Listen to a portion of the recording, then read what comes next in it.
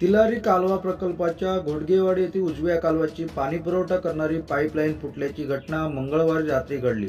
त्यामुळे घोडगेवाडी, घोडगे, परमे या गावांना होणारा पाणी पुरवठा बंद झाला आहे.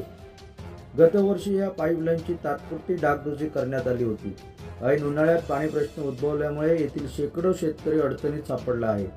घोडगे, परमे, घोडगेवाडी आदी गावांना जाणाऱ्या तिलारी धरणाच्या उजव्या कालव्यावरील घोडगेवाडी येथील पाईपलाईनमधून गावातील शेती बागायतीसाठी पाणी पुरवठा केला जायचा. गतवर्षी या पाईपलाईनमधून पाण्याची गळती सुरू झाली होती.